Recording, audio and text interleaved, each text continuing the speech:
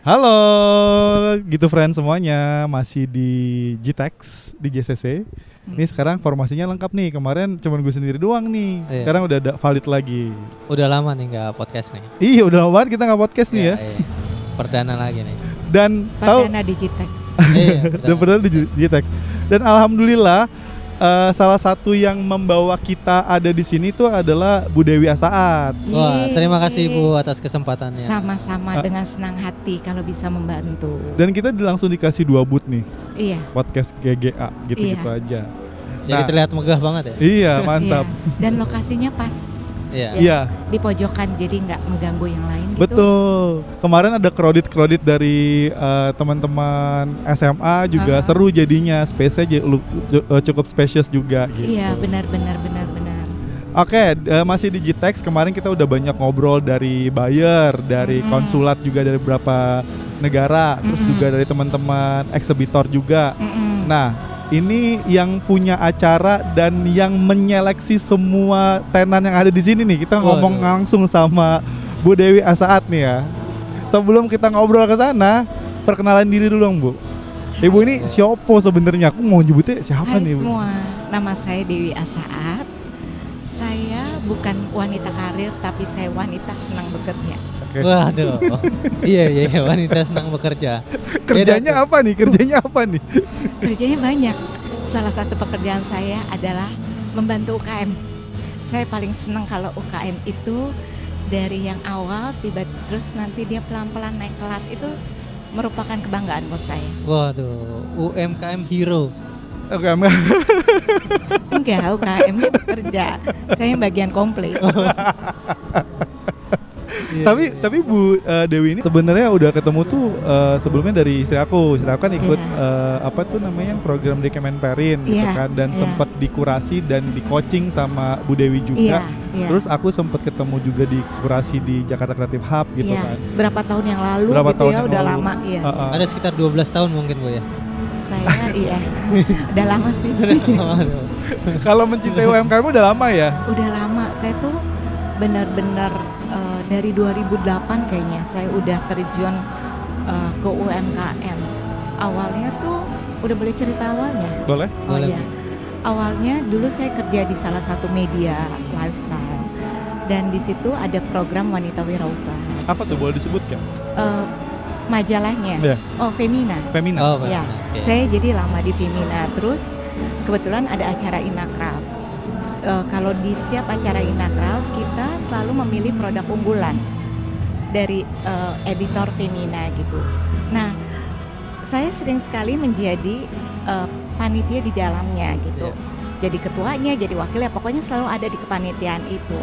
Jadi selalu melihat produk-produk yang kita anggap memenuhi kriteria kita gitu. Ada beberapa persyaratannya.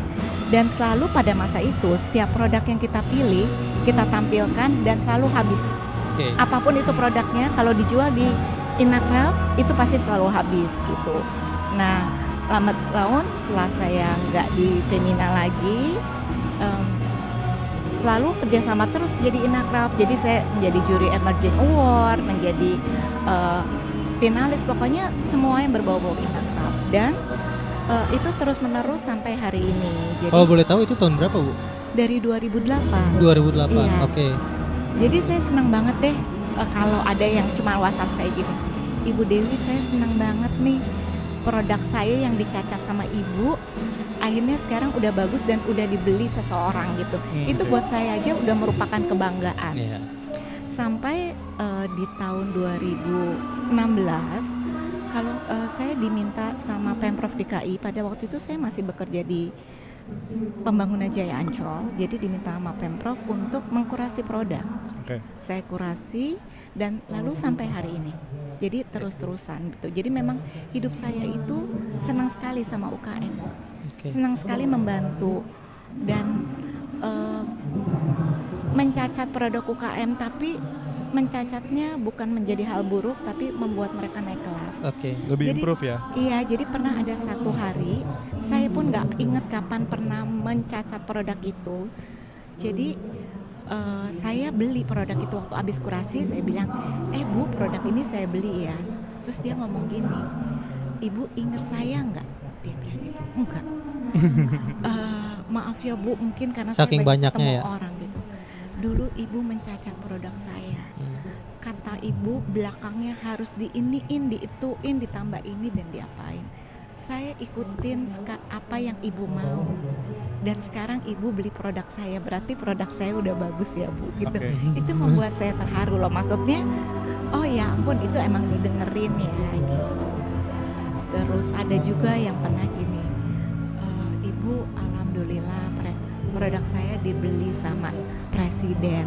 Oh Wow. iya. Itu buat saya juga udah alhamdulillah. Iya. Jadi senang banget melihat produk-produk di Indonesia ini semakin hari semakin baik. Dan kebetulan sekarang saya juga di Dekranas kan, Iya. jadi juga membantu perajin. Jadi kayaknya udahlah ya, hidup mati saya itu membantu perajin kayaknya gitu. Berarti sebenarnya profesinya itu kurator ya? Iya, mungkin kalau disebut kurator juga kurang tepat kali ya, tapi mungkin pengamat kali ya atau apa tuh ya? Oke. Kayaknya kalau kurator ketinggian buat saya nggak enak disebut kurator. Tapi saya mau nanya nih Bu, Iya. terkait tadi kan Ibu bilang senang membantu UMKM. Selain dari rasa kepuasan karena misalnya ada UMKM yang ketemu Ibu, terus Ibu saya waktu itu pernah Ibu berjasa mungkin buat saya gitu.